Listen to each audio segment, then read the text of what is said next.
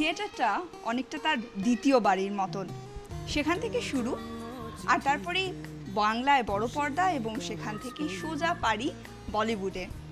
সামনেই মুক্তি পাচ্ছে সঞ্জয় দত্তের সঙ্গে তার আগামী ছবি ভূমি, আর তার আগে এই মুহূর্তে আমাদের সঙ্গে ঋদ্ধি। ঋদ্ধি, তোমার প্রথমে আগে জানতে চাইবো যে ভূমি সামনেই রিলিজ করছে, কাজ করার এক্সপিরিয়েন্স কীরকম ছিল? কাজ করার experience was very nice, fantastic. মানে আমার যেটা মনে হলো যে মানে এরকম একটা ছবিতে সুযোগ পাওয়াটাই একটা, কেন এটা তো মানে ইটস কোট আনকোট মানে খুব মানে প্রপার কমার্শিয়াল ছবি যেরকম আমরা জানি আর কি, তো সেরকম। কিন্তু so get through such a film, it is আমার মনে হয় মানে খুবই মানে আমার প্রচণ্ড আমি আনএক্সপেক্টেডই একটা বিষয় হঠাৎ করে হলো, এবং তাও কোনো অডিশন বা কোনো কিছু ছাড়াই, কেন তাদের পার্টস মানে প্রডিউসারদের এতটাই ভালো লেগেছিল, তারা ডিরেক্টলি ফোন করে কথা বলে বললো we want to cast you for this, so are you interested? তাই না, হ্যাঁ আমাকে জিজ্ঞেস করছে আমি ইন্টারেস্টেড, থ্যাংক ইউ অবভিয়াসলি। তো বলো না তুমি তোমার স্ক্রিপ্টটা শোনাই। তো এইটা আমার খুব, এই অ্যাপ্রোচটাই খুব ভালো লেগেছে। মানে আমাদের যিনি পরিচালক Omung Kumar, so we all know is a big shot, Mary Kom সরবজিতের ডিরেক্টর, তো ওনার সাথে আমার ফেস টাইমে কথা হয় অ্যাপেলে। তো ওখানে উনি পুরো গল্পটা শোনান এবং বলে যে তো কি ভালো লাগলো, তুমি করতে চাও? তো obviously of course I want to do that, so that's how it happen. তো পুরো অ্যাপ্রোচটাই আমার কাছে যেটা ভালো লেগেছিল, যে মানে এতটা unexpectedly to give me that space, so that is I guess I am very lucky for that. Rani Kanwar Jaiswal 32 साल की विधवा सू 17 साल का छोरा से मारा। दुनिया में मेरे जैसी बात नहीं होती तो बच्चों का अलग परदेसी बन गया था। बिजली काम तो करना ही है ना, और जब तक हरी भरी है तब तक छाप ले जितना छाप सकती है।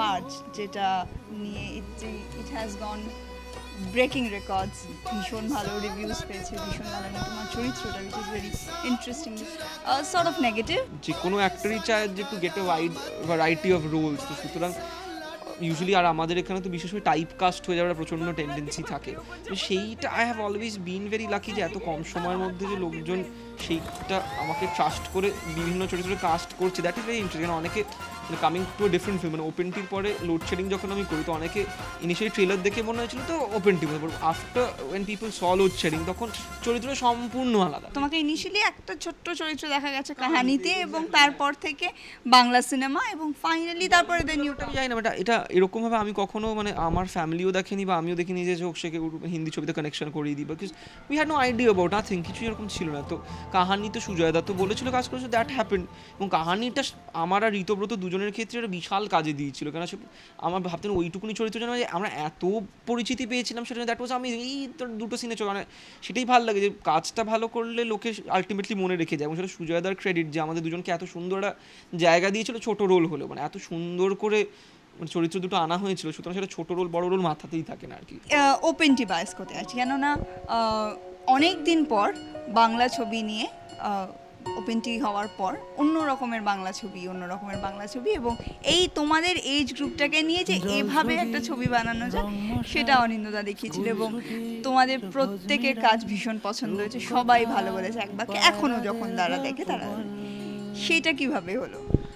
ওপেনটি অনেক দিন আগে, অ্যাকচুয়ালি ছবিটার নাম ছিল বন্ধু বাইলেন আর কি, তো সেইটা অনিন্দা অনেক দিন আগে কাহানি দেখার পর আমাকে ফোন করে বলছিল শোন না আমি একটা এই ভাবছি তোকে নিয়ে, তো তোকে বলবো। ঠিক আছে বলো। তো তারপর একদিন এই বাড়িতে অনিন্দা হঠাৎ হাজির স্ক্রিপ্ট নিয়ে, তো আমি মা বাবা আমাদের তিনজনকে শোনায় স্ক্রিপ্ট, এবং ফ্যান্টাস্টিক লাগে। কিন্তু তখন অনেক আগে ছবিটা শুরু হওয়ার কথা ছিল, কিন্তু প্রডিউসার ফাইন্যান্সিংয়ের সাথে কী একটা সমস্যা হয়েছে, এটা অনেক পোস্টপোন, তারপর সুজিত দা আসে প্রডিউস করার জন্য শোনার পর এটা, তো তারপরে 1 বছর পরে শুটিং স্টার্টেড অফ আর কি। তো আই গেস তো ইনিশিয়ালি মানে no one had a very high expectation about the film, কিন্তু এভরিওয়ান লাভড দ্য ফিল্ম। কিন্তু এটা যে এরকম একটা টার্ন আপ হবে সেটা অনিন্দদাই বহুবার ইন্টারভিউতে বলেছে, লোকে কেন দেখছে আমি নিজেই বুঝতে পারছি না। সেটা সত্যি খুবই আনএক্সপেক্টেড, যে সবাই জানতাম ছবিটা খুব ভালো হয়েছে, দ্য স্ক্রিপ্ট ওয়াজ ফ্যান্টাস্টিক, এবং ছবির শুটিংটা আমরা এত ভালো করে করেছি, এত আনন্দ করে করেছি, সেটা কাজের ফলটা ভালো হবে, কারণ যে জায়গাতে লোকে কাজটা মন খুশি করে করে, আনন্দ করে করে, সেই কাজ কখনো খারাপ হতে পারে না। তুমি নিজেকে বারবার প্রুভ করেছো, সেই জন্য তুমি এখানে।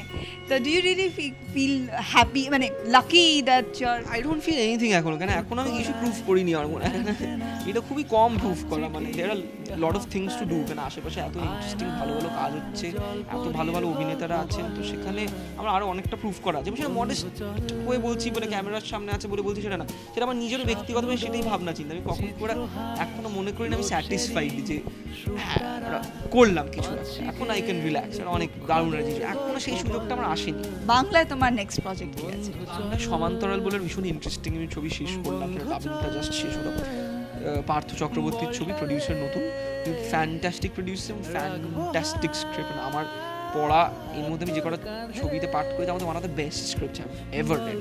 সাইকোলজিক্যাল ড্রামা, অসম্ভব ফ্রেশ একটা ছবি, মানে এরকম কাজ আমি বলছি মানে ছবিটা কীভাবে আমি জানি না, কিন্তু গল্পটা যেরকম বাংলাতে খুব কম গল্প হয়েছে এখন এরকম আজ অব্দি। লাস্টলি তোমার ডিরেকশনের কথা বলি, যে তুমি ইচ্ছে আছে তোমার কি সেটা ডিরেকশনের? সাবজেক্টটা খুঁজছিলাম আর কি করবো, মনে হচ্ছিল যে কেন করছি। তারপর এতদিন I found out of content, তো সেটা আমার চেনা কিছু লোককে শুনেছি, কিছু ভালো লোককে শুনেছি যারা সিনেমা নিয়ে ভালো অনেক পড়াশোনা আছে, বা যারা মিডিয়ামটা ভালো করে বোঝেন। সো এভরিওয়ান লাইকড ইট, তো সবাই সেইটা আমাকে ভরসা দিয়েছে, সো আই ক্যান করতে পারি হয়তো। সেটা আপাতত কনসেপ্টটা লকড হয়েছে, প্রডিউসার ফাইন্যান্সেরও লকড হয়েছে। সো নাও এই ব্যস্ততার মধ্যে করা হচ্ছে না, but I have targeted December, কারণ আমার শীতকাল লাগবে গল্পটার জন্য। So let's see how it shapes out, কারণ এখন I am still in the process of writing this script. So let's see how it turns out. আপাতত তোমার সামনে মুক্তি পাচ্ছে ভূমি, তার জন্য all the very best. Fully ভীষণ ভালো ছবি হবে, কেননা সঞ্জয় দত্তের কাম ব্যাক ফিল্মে তোমার থাকাটা ইজ রিয়েলি ম্যাটার্স আ লট। ক্যারিয়ারে খুব মানে আমার জন্য এটা খুব ভালো একটা মানে হেল্প হলো আর কি। So I am very thankful to my producer and director যে এরকম একটা এত বড় একটা প্ল্যাটফর্মে একটা সুযোগ দেওয়ার জন্য। So let's see how it turns out. We are all sure যে যেরকমভাবে বাংলা ছবিকে তুমি এনরিচ করেছো এবং যেভাবে প্রাউড করেছো, আই এম শিওর বম্বেতে গিয়ে ভূমির মতন ছবিতে আমাদেরকে আরও বেশি প্রাউড করবে। All the very best for that. Camera সুদীপের সঙ্গে দিশা, ইটিভি নিউজ বাংলা, কলকাতা।